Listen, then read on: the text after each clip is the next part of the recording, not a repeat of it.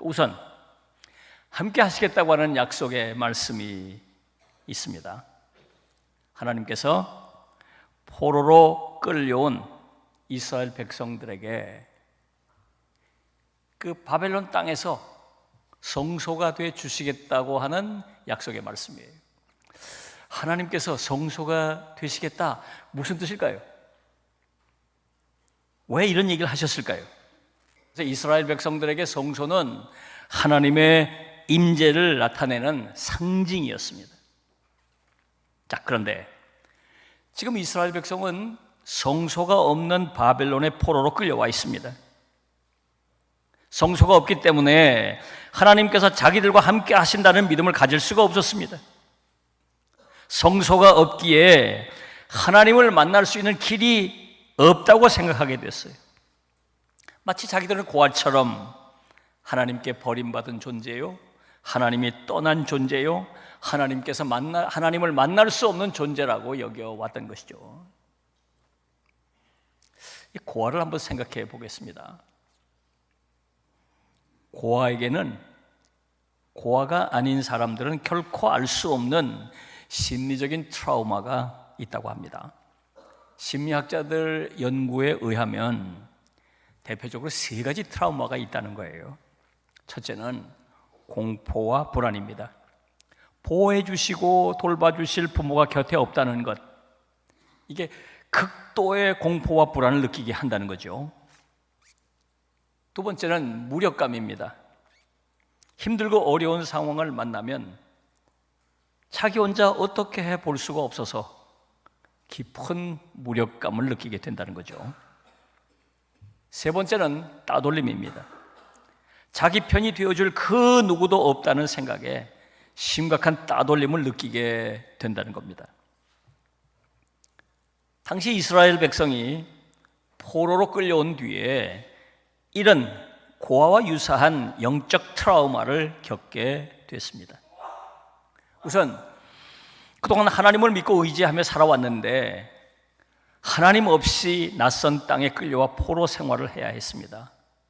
이때 상상하기 힘든 공포와 불안을 느꼈던 거죠.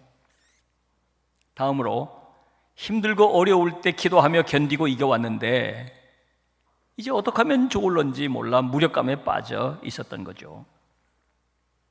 그리고 선민으로 자부심을 가지고 살아왔는데 이방 땅의 포로로 끌려와 무시당하고 조롱당하자 자존감에 큰 상처를 받았던 겁니다. 하나님께서 이런 영적 트라우마를 잘 알고 계셨습니다. 그래서 이들을 위로하고 이들을 격려하기 위하여 놀라운 약속의 말씀을 하신 것입니다. 바로 그게 하나님께서 성소가 되어주시겠다는 거예요. 한마디로 말하면 하나님께서 이스라엘 백성과 함께 하시겠다는 약속입니다. 비록 포로로 끌려와 있지만, 그래서 성소가 없지만, 그럼에도 불구하고 하나님께서 이스라엘 백성과 함께 하시겠다고 약속하신 것입니다. 비록 성소가 없지만 포로로 끌려온 이 이방 땅 바벨론 땅에서도 하나님께서 이스라엘 백성을 만나 주시겠다고 약속하신 것입니다. 여러분, 이 약속이 당시 이스라엘 백성들에게 얼마나 큰 위로가 됐는지 모릅니다. 이 약속의 말씀이 얼마나 큰 힘이 됐는지 모릅니다.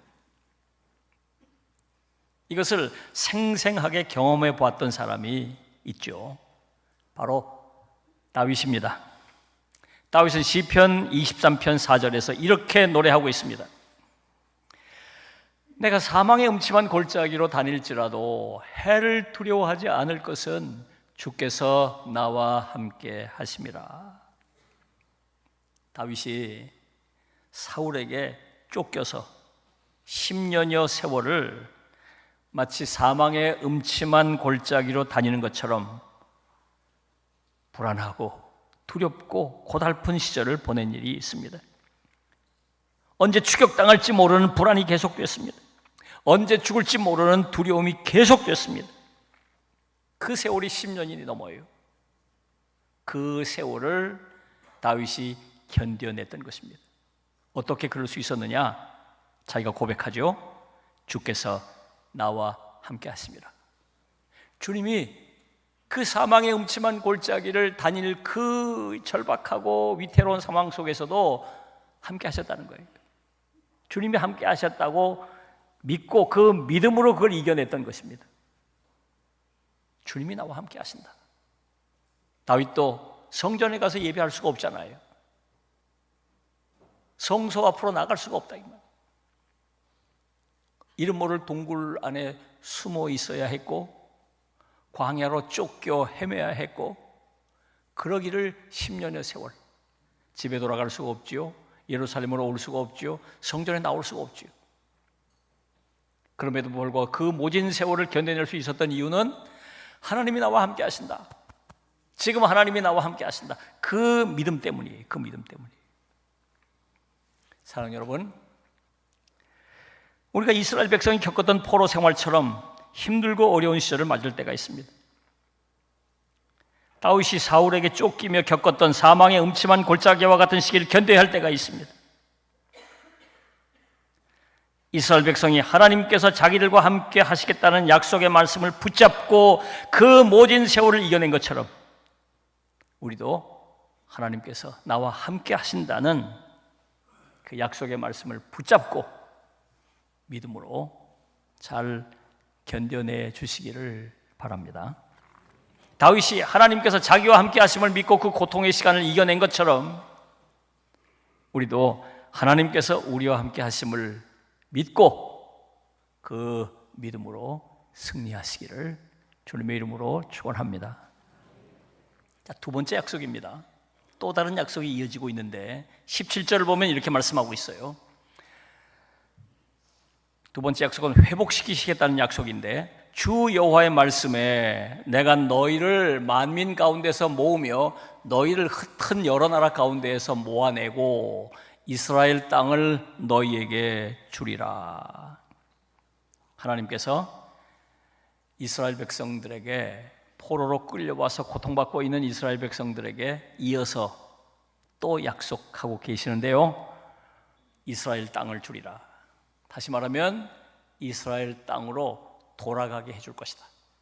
다시 그곳으로 돌아가게 해줄 것이다. 이스라엘 백성을 다시 가나안 땅으로 돌아오게 하실 것이라고 하는 약속의 말씀입니다. 비록 지금 나라가 망하고 포로로 끌려와 있지만 하나님께서 그들이 빼앗긴 땅을 다시 회복하게 하실 것이라고 하는 약속의 말씀입니다. 이스라엘 백성들은 이 약속의 말씀을 붙잡고 소망을 갖게 된 거죠. 이 소망을 붙잡고 무너져 내리던 하나님의 백성이라고 하는 정체성을 다시 살려낼 수가 있었던 거예요. 이 소망 때문에 가나안 땅으로 돌아갈 준비를 할 수 있었던 겁니다. 사랑하는 여러분, 이 세상은 우리를 자꾸 실망시키고 우리를 자꾸 좌절시키고 우리에게서 희망을 빼앗아갑니다.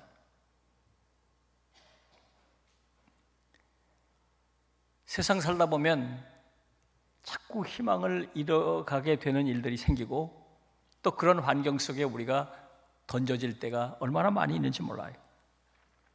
여러분, 세상은 우리에게 희망을 주지 않습니다. 세상에서 희망을 얻었다고 해도 그 희망은 신기루와 같아서 조금 지나보면 소멸되고 사라져버려요. 우리에게 소망이 되시는 분은 우리 주님 예수 그리스도밖에 없습니다. 하나님께서 우리의 소망을 주시는 것이, 그래서 여러분 고개를 들고 하늘을 우러러 바라보십시오. 말씀을 묵상하고 주님을 바라보고 기도해 보십시오. 우리의 심령 안에 소망이 북돋아 오를 것입니다. 그 소망을 잡아야 돼요. 그 소망을 잡아야 돼요. 여러분, 지금 우리가 어떤 상황 가운데 놓여 있는가는 문제가 되지 않아요. 밤이 깊으면 새벽이 가까운 것처럼 절망이 깊어도 문제가 되지 않습니다. 중요한 것은 하나님 주시는 소망을 내가 붙잡고 있느냐. 이 시간 여러분들에게 심령 가득 하나님께서 소망을 주시기 바랍니다. 그 소망을 꽉 붙잡으시기를 주님의 이름으로 축원합니다. 자, 마지막 또 하나의 약속이 주어지고 있는데 새롭게 하시겠다고 하는 약속이에요.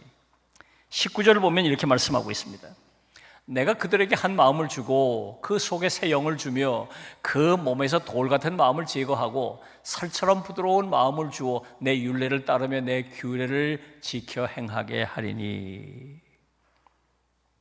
하나님께서 포로 생활을 하고 있는 이스라엘 백성을 새롭게 해 주시겠다고 하는 약속의 말씀입니다.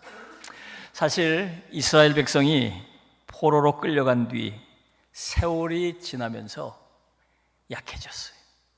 그리고 점점 망가져 갔습니다. 거룩한 하나님의 백성이라는 정체성이 희미해져 갔어요. 포로로 끌려와 노예로 전락한 사람들이 많아지면서 자존감도 약해졌습니다. 열악한 환경에 내몰리면서 몸도 마음도 약해졌습니다. 그리고 망가져가는 자기 자신들을 보면서 실망하고 낙심하고 있었어요. 하나님께서 이런 사실을 너무도 잘 알고 계셨죠. 이들을 안타깝게 보셨습니다. 이들을 다시 하나님의 백성으로 빚으실 계획을 가지고 계셨어요. 그들에게 새 영을 부어주시고 그 마음을 새롭게 해주시고 그들을 군사로, 하나님의 거룩한 군사로 일으켜 세우실 계획을 가지시고 그 하나님의 비전을 에스겔 선지자를 통해서 전해 주셨던 것입니다. 오늘도 우리 주변에 이런 사람들을 어렵지 않게 볼 수 있습니다. 작은 실패로 주저앉아 있는 사람들이 있습니다. 남들과 비교하며 무너져 내린 사람들이 있습니다.